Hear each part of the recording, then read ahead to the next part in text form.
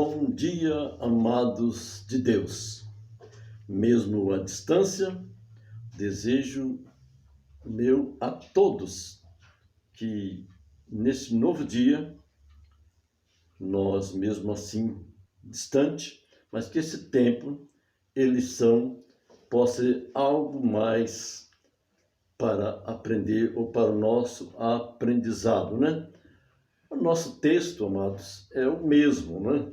Essa lição está completa, baseada nos 3 domingos, nas 3 aulas, dentro do mesmo tema, né? Aí, alegria, aflição, arrependimento, né? E assim sendo, a gente vai tendo esse apanhado e aprendendo um pouco mais. Lembra? O que está em pauta aqui é alegria, aflição, eu diria até agonia e arrependimento. Vamos ter isso em mente. Nota, na próxima lição vamos refletir algo a respeito de arrependimento, mais exclusivo sobre arrependimento. Hoje eu quero refletir então um pouco mais quanto ao aspecto de tristeza ou tribulações. Aliás, Jesus, né, deixou isso bastante claro, né? Infelizmente, nunca foi bom, ela entristece, né? E a gente sente esse lado, como humano que somos, até mesmo Jesus chorou. E ele deixou claro que no mundo podemos passar por aflições, né? Mas ele diz, tem de bom ânimo, eu venci o mundo, conforme João capítulo 16, versículo 33. Amados, Paulo é um exemplo para nós, conforme aí no capítulo 7 e o versículo de número 2, nós podemos observar, ele diz aí para nós, acolhei-nos em vosso coração, a ninguém tratamos com injustiça, a ninguém corrompemos, a ninguém exploramos, não é? Ele está dizendo, olha, não se iluda, veja esse versículo, não se iluda, né?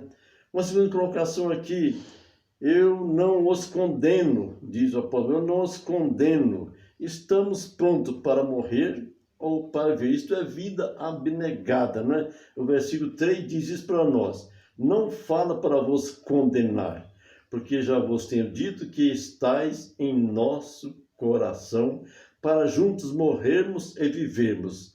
Que conforto, que autoridade da parte de Paulo, que palavras que podem realmente nos desafiar. Está pronto para viver ou pronto para morrer, não é? Então, Paulo, de fato, amava o que ele fazia. Paulo, de fato, amava o que ele fazia. Desafio para mim, para você, para nós, para o líder, não é? Será que realmente amamos o que nós fazemos? Sentimos alegria? Façamos mesmo com dedicação, com entrega, né? Então, veja, um coração aberto e grato que mostra o conforto e júbilo mesmo diante das tribulações. Estou tentando ser claro, né? Aqui, um coração aberto e grato que mostra o conforto e júbilo mesmo diante das tribulações. Versículo 4 diz isso para nós. Muito grande é a minha franqueza para convosco, e muito me glorio por vossa causa. Sinto-me grandemente confortado e transbordante de júbilo em toda a nossa tribulação. Amados, como pode explicar isso? Sentir então confortado mediante todo tipo, todas as tribulações que a vida oferece, não é? Certamente, há momentos que a gente tem que parar com algumas pessoas, só colocar a mão sobre os ombros, né? E não precisa nem falar, eu estou aqui. Ele vai perceber quem está ao lado. Então é alegrar com os que se alegram e chorar com os que choram. Veja, isto é muito claro, isto é patente em meio a qualquer angústia, que Deus é o Deus de toda consolação. Lá no capítulo 1, aí, 2 Coríntios, certamente os amados já ouviram outras lições, com outro professor à frente, né? Bendito seja o Deus e Pai de nosso Senhor Jesus Cristo, o Pai de misericórdia e Deus de toda consolação. Aqui está então a graça, né? Este conforto, o Deus de toda consolação. E então é que passando por aflições ou até angústia, é que aprendemos, na verdade, como consolar outros. E é o que está aí no capítulo 7, e o versículo 4, a parte B do versículo. 2 Coríntios, capítulo 7, né? Versículo 4, a parte B. Mas vamos ler todo o versículo. Muito grande a minha franqueza para convosco, e muito me glorio por vossa causa, sinto-me grandemente confortado em transbordando de júbilo em toda nossa tribulação. Já tinha lido, né? É sempre bom ver versículos assim e apreciá-lo, a beleza dele, né? Muito bem, quão grato é poder ser confortado por Deus, em especial quando alguém nos atinge, quando alguém nos fere, quando alguém nos machuca por dentro. O versículo 5 diz isto aí: porque chegando nós a Macedônia, nenhum alívio tivemos, pelo contrário, em tudo fomos atribulados, lutas por fora e temores por dentro, né? É ruim demais, mas infelizmente está acontecendo, né? Amados, alguns ataques aconteceram na vida de Paulo, aconteceram na minha vida, na vida de tantos líderes, né? Aí vem as chamadas fofocas, né? Chamado complô, isso é muito ruim, chamada panelinha, né? São diretos contra o líder, contra os pastores, contra os obreiros, né? Aí é, então, só o agir de Deus, porque as pessoas não entenderam o conselho, não entenderam a mensagem, não entenderam os momentos que entre os dois unicamente para tentar tratar um assunto, mas o agir de Deus vai trabalhar nesses corações. E então, por causa do agir de Deus, agir de Deus, quem impedirá? Podemos ver pessoas depois reconhecendo que realmente estava errado, que arrependeu. Certa feita, uma pessoa disse: olha, na verdade estávamos errados, nós tínhamos o manjar à mesa e não soubemos saborear, deixamos, né? E então sentindo, e graças a Deus, porque sério que ofendeu no passado, que criou uma situação, um clima, mas depois se arrependeu. Então, graças a Deus, pelo recurso que nós temos, que é a sua palavra, né? Lá em Hebreus capítulo 4, versículo de número 13, nós lemos assim: esse é o nosso conforto, né?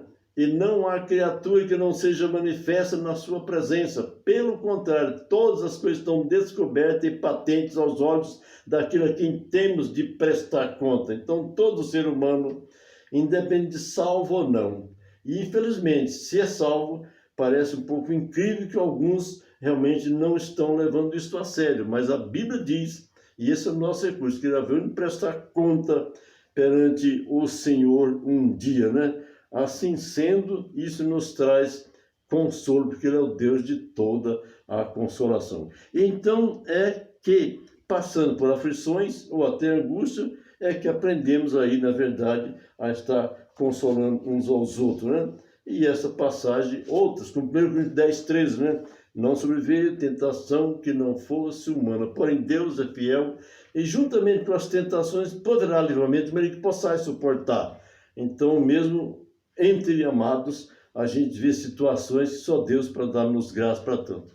Amados, ouça, no ministério, como é importante homens fiéis, homens amigos, homens companheiros, homens que vestem a mesma camisa, etc. e tal. E nós vemos isso acontecendo aqui. Tito tinha esta marca. Tito tinha esta marca. E isto, para Paulo, foi contagiante. Esta palavra, contagiante, completando a sua alegria. No capítulo 7, então, aí do nosso texto, né, que a revista está tratando, 2 Coríntios, capítulo número 7, observe, então, aí a leitura do versículo 6 e 7. Porém, Deus que conforta os abatidos nos consolou com a chegada de Tito, de que estamos falando, né? Que a revista está tratando. E não somente com a sua chegada, mas também pelo conforto que recebeu de vós, referindo-nos à vossa saudade, o vosso pranto, o vosso zelo por mim, aumentando assim meu regozijo. Que gostoso é ler passagem igual a essa e tirar lições para nossas vidas, em especial como líder, né? Eu quero ressaltar, Deus nos deu a graça de poder começar 2 congregações do zero, 2 igrejas do zero, e cooperar em outras 2. Deus sabe como foi, quando foi, por que foi. E glorificado seja o nome do Senhor, que elas estão de pé, e nós sentimos felizes, né? Eu posso citar lá em Oriental, 19 anos e meio como membro, e poder ver ali um jovem ainda, o Almir Fernandes, né? E um homem de Deus ainda jovem, a mamãe, a irmã Laura, nos apoiando, um Pedro Siqueira, outros mais junto com a gente. Alguns já partiram, mas estão nos dando apoio.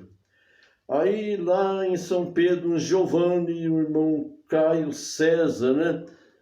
Como foi gostoso ver esses homens aí, o Edinaldo, vestindo a camisa com a gente, apoiando, pronto para abrir o tempo, pronto para fechar o tempo, pronto para tantas outras coisas, e foi gostoso, gratificante, fica em nossa memória, e essa amizade, essa confiança, é momento para estar sendo grato a Deus por esses grandes homens de Deus, alguns com problema de saúde, como é o caso do irmão Caio, mas estão aí firmados na palavra do Senhor, né? Ok, aí em Adonai, do qual mencionamos, o irmão partiu, um dos primeiros frutos do nosso ministério aí, partiu por irmão Antônio, né? Parece que é Antônio dos Santos, a sua esposa Josefa, pai de Rosália e outros mais aí que são membros na igreja, aí tem sido uma bênção, né? Mas então, esse irmão junto com a gente também, um irmão Bruno José Luiz, hoje é advogado, ele é pastor, e também o Josemir, homens que nos apoiaram, dentre outros, a Regininha também, o seu esposo no passado, e estamos junto com a gente, né? Então ficamos regozijando junto, nos apoiando, vestindo a mesma camisa. E aqui, certamente lá em Santo Antônio também, onde trabalhamos, né? Por alguns meses, né? Nós vimos o pastor Marcos Lança. Aliás, o pastor Marcos Lança partiu para a eternidade a semana atrasada, parece. Um grande homem de Deus que realmente fez grande trabalho e deixando a sua marca em Santo Antônio, no seminário, em outras áreas também. Já partiu estar com o Senhor. É bom lembrar dele, a sua esposa Luísa, e orar pela família, né? Ok. Irmãos, é por demais difícil para trabalhar só. É preciso ter alguém que possa vestir a mesma camisa, estarem juntos, para o que deve regaçar as mangas, né? Então nós temos aí no caso de um Tito, né? E no caso de um Timóteo, lá em 2 Timóteo capítulo 4 e versículo de número 5, veja que este homem, né? 2 Timóteo capítulo 4 e versículo 5, lemos assim: Tu, porém, sê sóbrio em todas as coisas, suporta as aflições, faz o trabalho de um evangelista, cumpre cabalmente o teu ministério. Então esse conselho da parte de Paulo para seu filho na fé, Timóteo, né? Tu, porém, sê sóbrio em todas as coisas, supera as aflições, suporta as aflições, né? E mesmo assim, e faz o trabalho de um evangelista, cumpre cabalmente o teu ministério. Não dá para deixar pela metade. Precisa continuar desenvolvendo o ministério que o Senhor tem dado para que seja desenvolvido, né? Alguém tem que estar aí à frente, né? Então nós citamos esses homens, só alguns, né? Como um Tito, como um Timóteo, que tal um João Marcos, né? Mesmo aí em 2 Timóteo 4, 11, nós estamos aí, 2 Timóteo 4, versículo 11, somente Lucas está comigo, toma contigo Marcos e traz-o, pois me é útil para o ministério. Que bom ver então alguém abordando o nome de alguém por meio de outro alguém para poder trazer, para estar junto, que ele é útil no ministério. E amado, a pergunta para mim mesmo: eu sou útil no ministério? Será que eu posso melhorar em ser mais útil no ministério? Certo, já da minha idade avançada, mas você que é mais jovem, você que tem talento, que tem conhecimento, que é uma pessoa culta, né? Então pensa sobre isto, na possibilidade de ser útil no ministério, um epafrodito, né? Aí em capítulo Filipenses, capítulo 2, versículo número 25, temos aí esse grande homem de Deus. Filipenses, capítulo 2, versículo 25, nós lemos assim: julguei, todavia, necessário mandar até vós Epafrodito, por um lado, meu irmão, cooperador e companheiro de lutas, e por outro, vosso mensageiro e vossos auxiliar nas minhas necessidades. Que gostoso ver que Deus tem preparado, chamado, salvado, trabalhado no coração, enviado e trabalhando, né? Para bem de tantos outros, da própria igreja, para meu próprio bem e o seu também. Amados, veja somos convidados a olhar para a fila ou aqueles que caminharam pela fé. Hebreus capítulo 11 retrata isso aí, né? Homens dos quais o mundo não era digno. Homens dos quais o mundo não era digno. Então é importante olhar para esses homens, não é? Então, a quem imitarmos? A quem imitarmos, irmãos?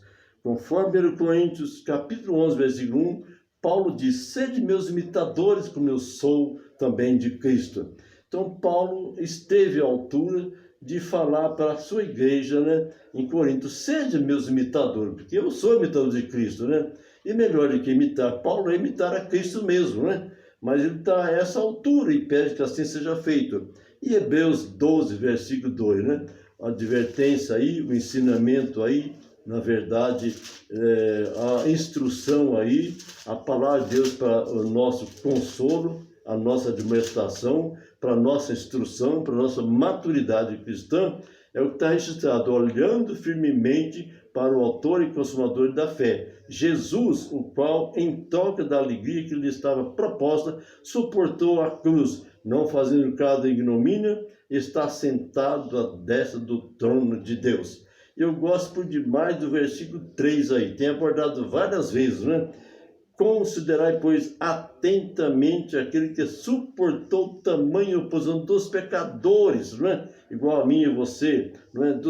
Contra si mesmo, para que não vos fatigueis desmaiando em vossa alma. Alguns cristãos estão se afrouxando, né? Se bambeando, afrouxando as pernas, muito devagar, não é? E isso certamente traz tristeza ao Espírito Santo do Senhor.